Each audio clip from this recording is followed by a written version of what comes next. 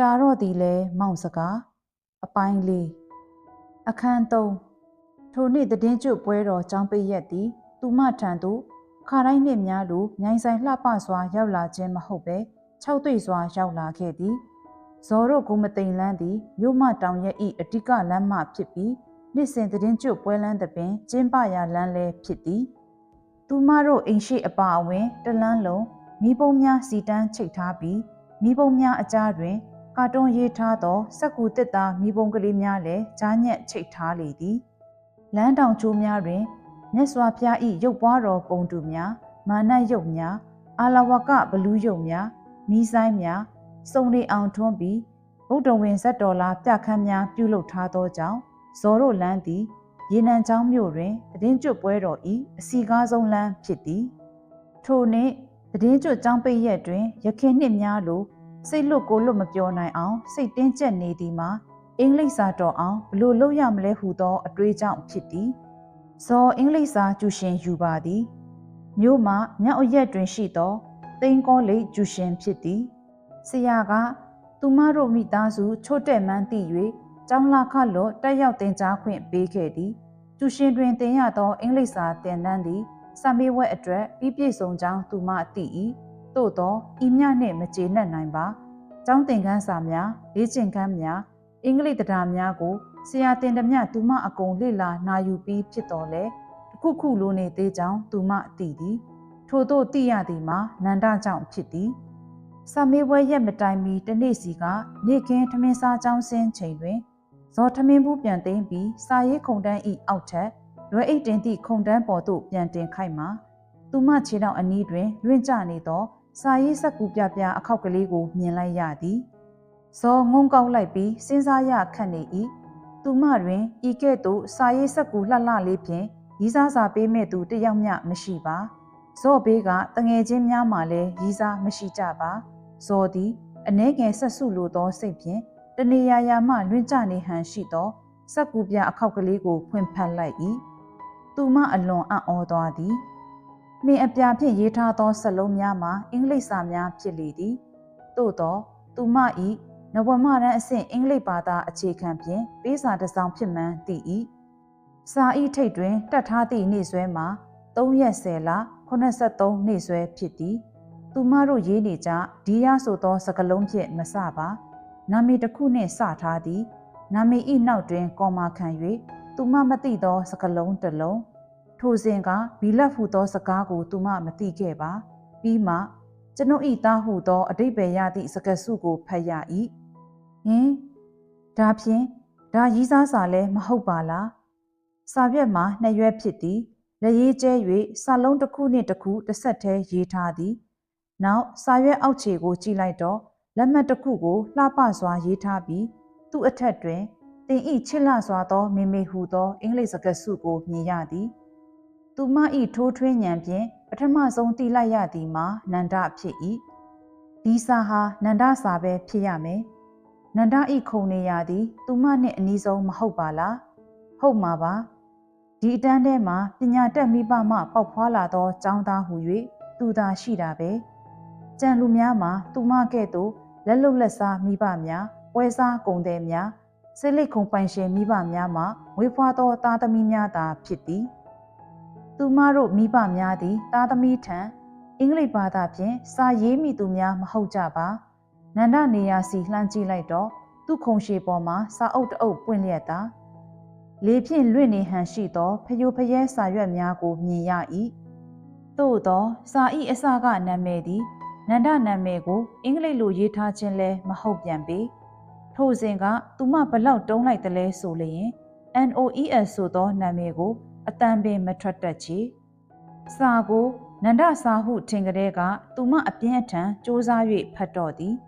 တချို့စာကြောင်းများကိုသူမမဖတ်တတ်ပါသူမသိသလောက်ဘာသာပြန်ကြည့်သောစာမှာအောက်ပါအတိတ်ပဲအတိုင်းဖြစ်၏သားရေးလိုက်တဲ့စာကိုမေမေမျော်လင့်နေခိုက်မှာလက်ခံရရှိပါတယ်အောက်တိုဘာကျောင်းပိတ်ရက်မှာသားစီကိုမေမေမလာနိုင်တဲ့အတွက်ဝမ်းနည်းပါတယ်သားဖေဖေစီကထိုစာလုံးအချို့ကိုသူမမသိပါလာမဲ့သားရဲ့မွေးနေ့အတွက်သားနှစ်သက်မဲ့လက်ဆောင်တစ်ခုမေမေဝယ်ထားပြီးပြီ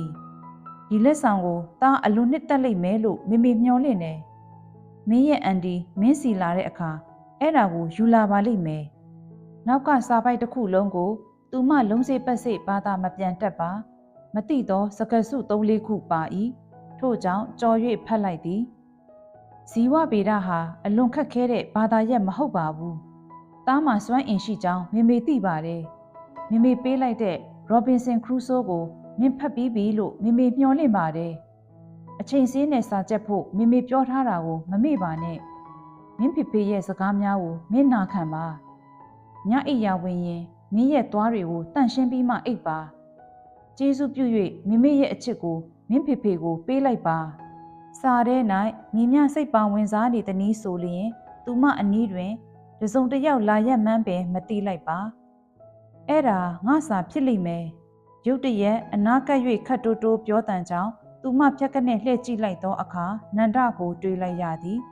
နန္ဒမျက်နာကအခက်တီသည်သူမမျက်နာရဲကနေရှက်သွေးဖြန်းသွား၏ဖျားရီနန္ဒအချိန်မရွေးရောက်လာနိုင်တာကိုငါဘာဖြစ်လို့မေ့နေပါလိမ့်ဒါပေမဲ့နင့်နာမည်လည်းမဟုတ်ဘူးခုသူမရှက်ရမ်းရမ်းသလိုလွတ်ခနဲ့စကားတန်ထွက်သွား၏နိုဝယ်ဆိုတာငါအိမ်နာမည်လေထိုအခါကျမှထိုစလုံးပေါင်းကိုထိုတို့အတန်ထွက်မှန်သူမသိပါသည်သူ့ထံစာကိုလှမ်းပေးရင်ဘလို့တောင်းပန်ရမလဲစဉ်းစားနေရသည်သူများစာကိုဖွင့်ဖတ်တာအင်မတန်ရိုင်းတယ်ဆိုသည့်အတွေးမျိုးတော့သူမတွေးတတ်ပါသေးသည်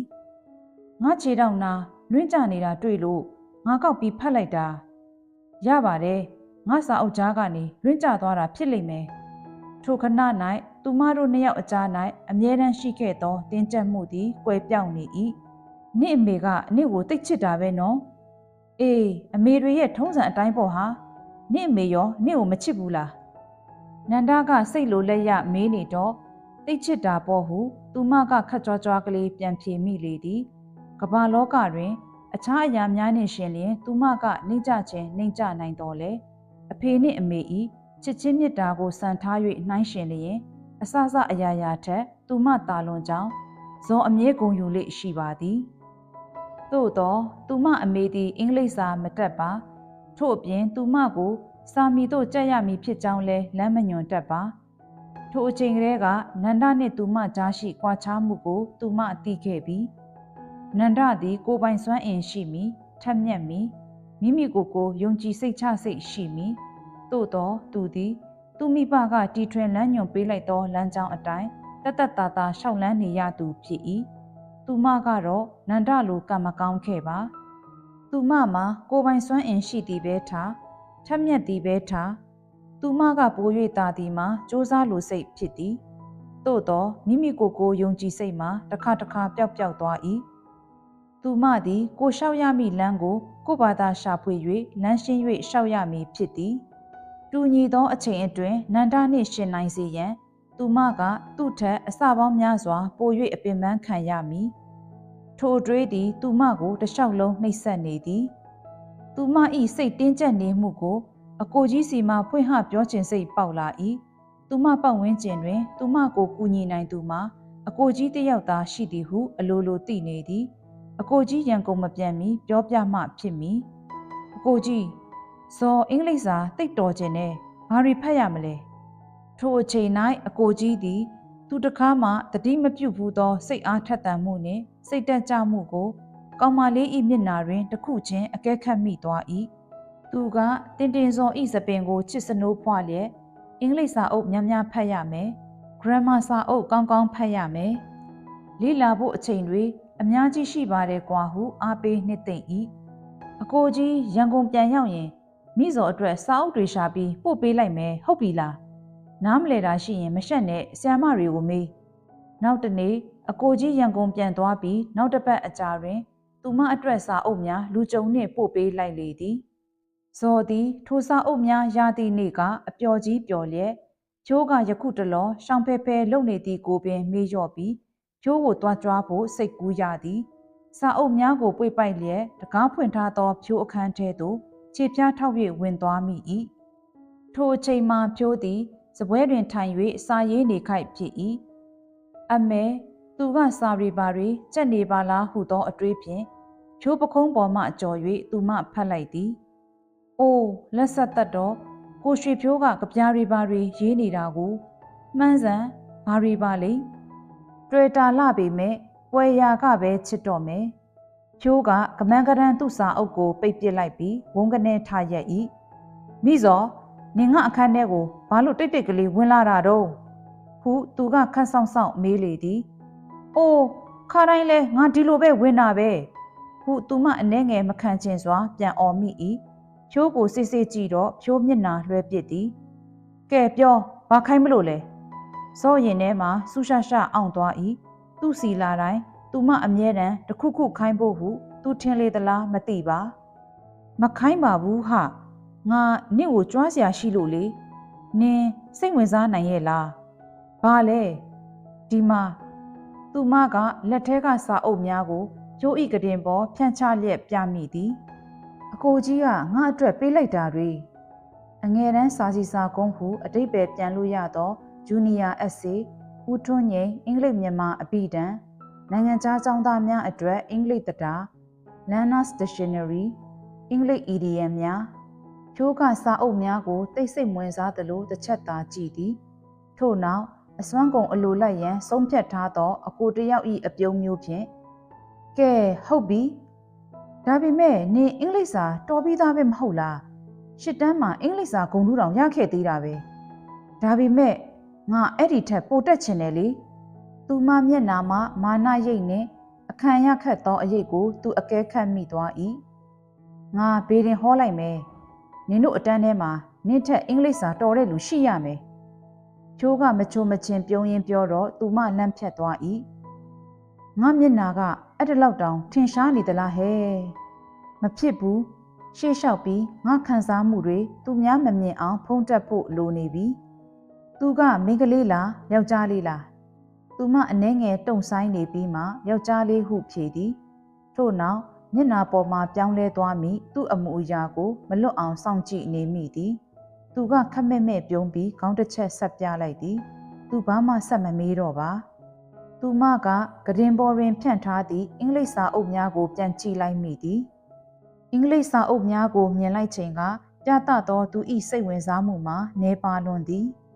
ခုနှစ်တန်းကျောင်းသားဖြိုးနှင့်ကိုးတန်းကျောင်းသူစော်တို့တံပိုးထားသည့်အရာချင်းတော့ဘယ်တူနိုင်မလဲလေဖြိုးနှင့်စကားပြောရင်သူမစိတ်ကိုတထစ်လျှော့ထားဖို့လိုလိမ့်မည်ဒါနဲ့နင်စောစောကပိတ်လိုက်တဲ့စာအုပ်ထဲမှာဘာတွေရေးနေတာလဲနင်မြင်လိုက်ပြီးသားမဟုတ်လားအော်နည်းနည်းလေးမြင်လိုက်တာဟာနှစ်ကြောင်းပဲတော်ရောပေါ့အဲ့ဒါဘသူကပြလဲနင်ရေးတာလို့တော့မကြွားနဲ့နော်တငယ်ချင်းတယောက်စီမှတွေ့လို့ငါကြိုက်လို့ကူးထားတာပါဟာချိုးမျက်နာကမဟုတ်တာလှုပ်ထားမိသည်ကလေးတယောက်ဤမလုံးမလဲမျက်နာမျိုးဖြစ်နေသည်အော်ခံစားတတ်တယ်ပေါ့ပြောစမ်းမအောင်ဒီကပြာနဲ့ဘသူစီရီးစားစာပေးမလို့လဲချိုးမျက်နာကသူမတို့ပြောနေသည့်စကားနှင့်မစီမဆိုင်စွာခတ်တင်းတင်းဖြစ်သွား၏ဒါနင့်အလုပ်မဟုတ်ဘူးခက်ရိုင်းရိုင်းပြောသောသူစကားကြောင့်သူမအနှဲငယ်စိတ်ခုသွားလေသည်ဟုတ်သားပဲငါတောင်းပန်ပါတယ်အခုအင်္ဂလိပ်စာအုပ်တွေငါလာပြမိတာလဲငါမှားတယ်နင့်အလုပ်မှမဟုတ်တာနော်ငါသွားတော့မယ်သူမစာအုပ်များကိုကောက်သိမ်းပြီးလှည့်ထွက်ဖို့ပြင်သည့်အခါသူကစာအုပ်များကိုလက်ဖြင့်ဖိထား၏သူ့မျက်နာမှာမှုန်ကုတ်ကုတ်ဖြစ်နေသည်နေအောင်နေစိတ်ဆိုးမသွားနဲ့အောင်ဒီအကြောင်းကိုငါလူတကာနဲ့ဆွေးနွေးခြင်းလိမ့်မယ်လို့နင်ထင်သလားနောက်ပြီးငါမဆွေးနွေးခြင်းဆုံးလူကနင်ပဲနင့်ဘာသာနင်လောဘတကြီးအင်္ဂလိပ်စာတွေပဲကြက်နေစမ်းသိလားထို့နောက်သူ့မျက်နာတွင်ရဲမြူးသောဟန်ကချက်ချင်းဝင်ရောက်လာသည်အဲ့ဒီကောင်ချောသလားဘဲကောင်လဲအင်္ဂလိပ်စာတော်ရဲဆိုတဲ့ကောင်နင့်ထက်တော့ချောတာပေါ့သူမခံချင်အောင်ပြောလိုက်၏သူဂယုဆိုင်ဟန်မတူပါစူးစားစမ်းပါစောဒီကောင်ကိုနင်နိုင်ဖို့ဆိုရင်ငါဘာပဲလုပ်ပေးရအမေတဲလဲငါအပေါ်စေတနာထားလိုက်ပါလားဖြိုးရဲ့ဇော်ဤခက်လောင်လောင်အပြောကိုမတိကျိုးကြုံပြုကာသူကအလေးအနက်ထပ်ပြော၏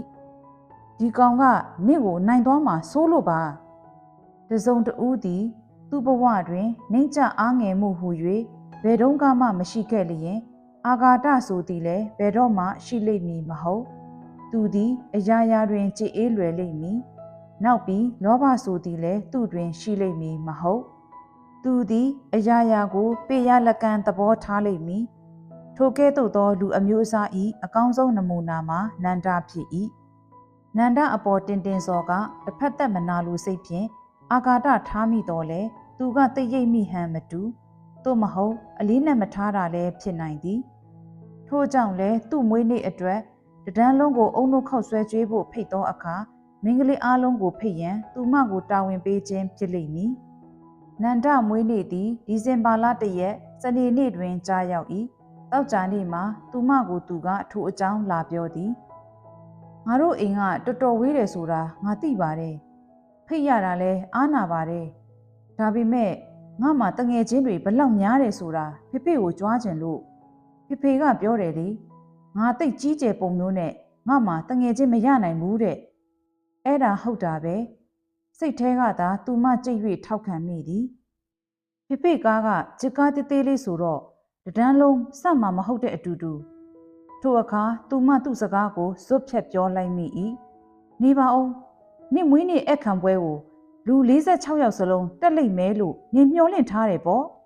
နန္ဒကသူမစကားတန်မှတယောတလူဟန်ကိုမသိချင်အောင်ဆောင်၍အေးပါဟာ